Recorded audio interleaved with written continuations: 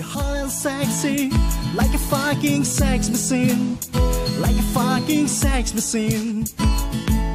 You're hot and sexy, like a fucking sex machine, like a fucking sex machine. But when I finally fuck you, yeah, damn, one who feel my desire. Ole, buena hianin. 등등은 고민 넘니. 나이선 조심해라. 죽여야겠다. Ole, Miss Mizoram Natial Miss Pakanahan Tangji Kanshia. I게 Miss An Tanjikan Ilimem. Soy me don chanin kaslime pokati theyanga. Nima sila kasim na tulay pa dana ani zoka adan tu chu achu na zanin angai to achi. Ani chu tuilwang kya nga thingpun. Agun tera chin. Ana po wai ngai lawang hini a athil tia pya chu moingil se lang. Lo me. Anile Miss Mizorama hetyang Miss Natial katina Miss Natial itel mayan engei ti chin. Miss Natiala ka telmayan zong cha ko nga ka panin lonin tu lon sang thei zong sok ti kanin chu china chu tang chuan nya ka pa po hi van doi thak ta ka chan aku zar lai chang khana da thadop maya ni thei hil ta a chuan ka pa chu cha mang zar ta ni Oh, for poi veo kan tot pui che. poi po ka ti vak cha ba Tia poi ti vak lo.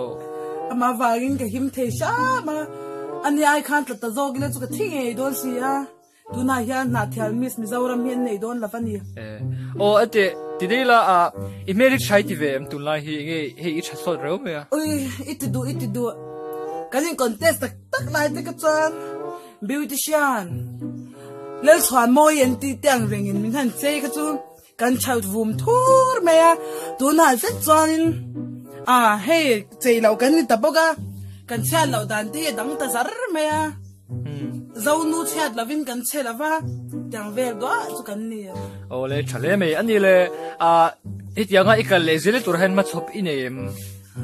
ma chop han ti hianin ma chop chu ka nga me ya nung chop po ka ne ya sir chop te chung lam chup chop gai lam chop te ka nei de no khoi ber nge ka ti so ti nang hi ka shela ma chop bi ron sai ta ka chuan nung lam chop thi ti so ki la ka ti dava mam ka nung chopa chuanin ta karon kal te hi bek le parina ina ho ila mulum makla chu ka nung chopa ne Lo mom le me. Chuan ikal lezile tura ege soidu ti nim. ka soidu chu ka nei lawa midang rin chan hian thil ka sei mai china ka soidu ber pakhat chu na thian Miss Mizoram contest a hian tu maronin contest ve du su moi phau tha ka ti ke chuan Ege chan nishil them. a chan chu ti hiadin ruak teng tong ten kanin posa piano mo ye chinge na le ba le kha ke jang kan soi to si lao anal berte anal vum thur lai na laute an ching pan so pa jang vel chu ni Ole chuan atom nan zo nan iming mi shil them le. kaming chu mangtin thangi ni Anal le me tu phuang e.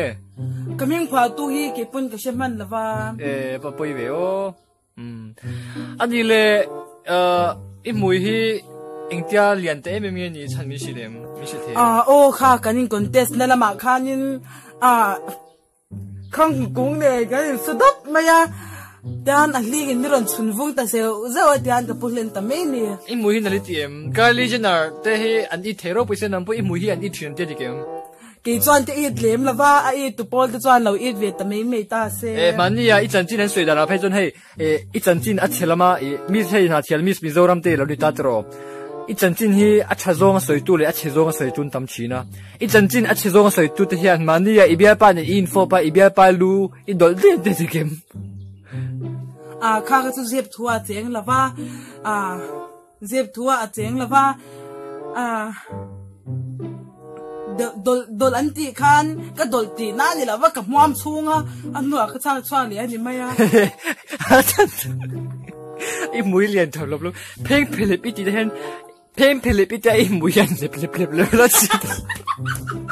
atok ki ka chwana em china ni